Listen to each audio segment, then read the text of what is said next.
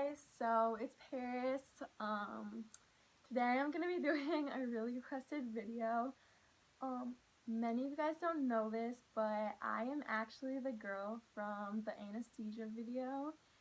Um, so I'm just gonna tell you guys the story first, and then I'm gonna get into the reaction. So, last year on July 17th, I was out with my cousin and we were in an ATV accident. So we were driving around, I was driving, and we decided to go down this road we weren't supposed to, because my other cousin, Gavin, he went back there and stuff, and so we were like, oh, let's go, why not? We're good at this, even though we had never been on it before. So we went, and the night before it stormed, and so a tree was down, and when we went back there, I was going pretty fast, I think probably 30 maybe, and we went off the sand path and onto the grass and went around, and then as we were coming back, we did a loop and we were coming back, and I went back on the grass, and then right as I hit the sand, it just started flipping. And so I didn't accidentally, I put one arm over my cousin, and the other arm I tried to grab the bar of the top of it, and it crushed my arm twice. So my arm ended up looking literally a huge macaroni, kind of, I guess my cousin likes to call it. So I ended up climbing out of it, and she started screaming, and I was like, oh my god, what? Bloody murder screaming, it was so scary. And so then I was like, what? I was freaking out, and she's like, your arm! And I looked down, and I was just gone. I don't even remember much after. I just so I remember I laid down on the ground because we tried walking back, and I could not walk back. I was in so much pain. So we tried walking back, and I couldn't walk, so I just laid in the sand, and my cousin started running, and she went to go get a phone because we were out in the middle of nowhere. So she ended up finding this guy in a lawnmower, and she grabbed his phone and starts running back to me. So she took his phone, so he chased her, and then they got back. She called my aunt, who we were with down at the Pioneer, and she kept calling. She wouldn't answer, so she ended up calling my cousin's grandma in Austin. And so this is so funny. So my cousin's grandma called my cousin's dad and was like, you need to get a hold of Taryn, Paris is hurt. Didn't tell her what happened. So the guy who was on the lawnmower ended up calling his wife, and she ended up coming, and then they ended up calling 911 because I was on the ground with a broken arm, didn't know what was going on. So that happened, and then we finally got a hold of my aunt. She was a couple miles away, and she just had a brand new car. She loves to tell a story. She got a brand new Impala, brand new, decked out, and she ditched it in, she calls the rhubarb. She ditched it in the rhubarb. I don't really know what that means. And she is not a runner, but she ran really fast towards me, and so that was it was pretty upsetting, I guess, to her, because she didn't really know what was going on, and I was on the ground with a broken arm, and I was really out of it. So by the time my aunt got there, I was in shock. I was having a hard time breathing. My heartbeat was really slow, so it was pretty scary. And so the ambulance came, and I just remember there was a police. I cannot remember anything about him, but he was talking to me about his daughter. And so we were just talking and stuff, and then the EMTs got there, and they couldn't give me medicine because they weren't certified. So they had to put my arm, it was all broken up. I'll put an x-ray shot on there of what it looked like, but it was all broken and stuff. And so they had to put it in a I can't even explain it. It was a sling kind of thing, but it was I don't even know how to explain it. I'm not even gonna try it. It was basically a sling, and it hurt so bad. I was in so much pain. I just was out. I don't really remember much after that. I remember the ride. I was sitting there, and we stopped at Plainview to meet the Gold Cross or Red Cross or whatever. And so we stopped in Plainview because we were in Wabasha. So we stopped in Plainview. We drove all the way to Plainview from Wabasha, and we met them there, and they got in, and I just remember them being on dispatch, she's going into shock, should we bring her in the ambulance? And then I remember seeing my aunt, because she was following the ambulance, and she was like, it's gonna be okay, it's gonna be okay, it's gonna be okay.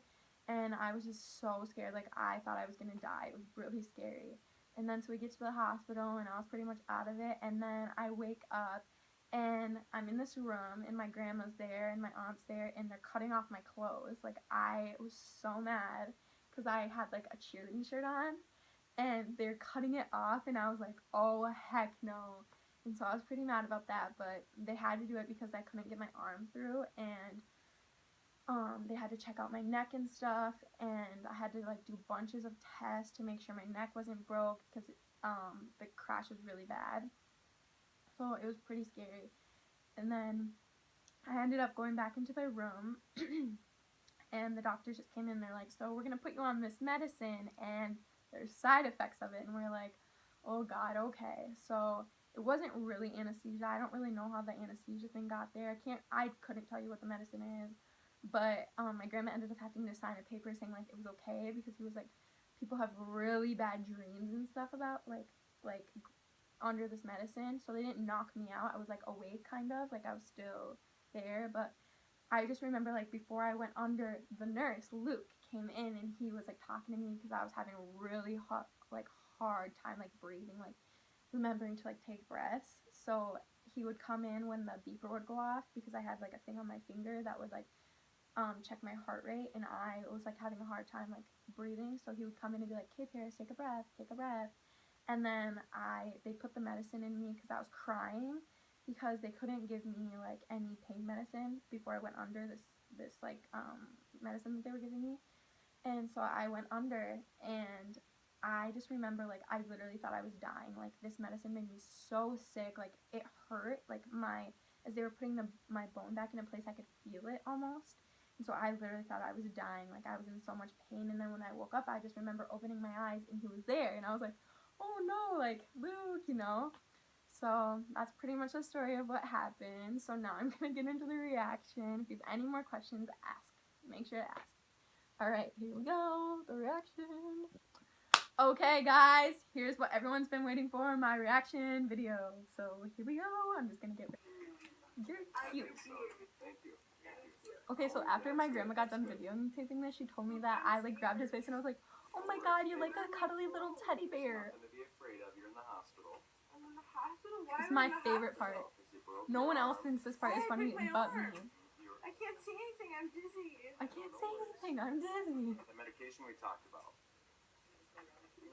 Squeeze my I'm hand, like, okay? Luke. Squeeze it. I'm right here. Every time I open my eyes, like, I literally tried to explain to my grandma, like, I opened my eyes and I looked at a clock, and, like, the numbers were, like, dancing off the clock. I was like, oh my God, am I dying? Oh, that's wow.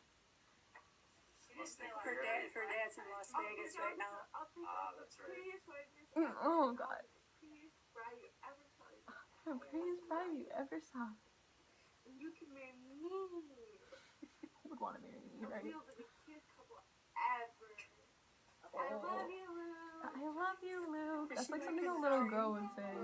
Wish I was still a little baby. I love you so much. Thank you. Yeah. Did you hear that? Okay, the nurses would come in and be like, can I be your flower girl? Can I be in your wedding? And I'd be like, oh my God, yeah, we're getting married. Like, you can be the flower. Paris must love. Oh my God. You guys, this is like me thinking like I'm in a legit relationship. It's gonna be pretty. I'm gonna love it. I love it. I love this. You're gonna love it too. Oh, I see. My wedding is gonna be blue. Blue, just like your cast is going to be, right? Yep. I told him before if I had a cast that it would have to be blue We do have sparkles. her blue too. Blue too. Okay. Our wedding's gonna be all blue. All blue. Blue is not my favorite color anymore, guys. Even though my room is blue. Blue tux, You blue could probably- cast, blue dress. I want a blue wedding ring. I could not say wedding ring. I could not say it, and so people make fun of me about it so much. Wedding ring, blue one. Luke. I love this part because like when I'm like talking to him, okay, hold up, let me pause it really quick. When I'm talking to him, I talk to him like we've been married for 40 years. I'm like, Luke, and this is the first time I met him, so it's great. Sapphire. That's what I want. Sapphire is my birthstone, guys, just in case you're wondering about that. Okay. Ring finger, Because I love you. because I'm getting married. We already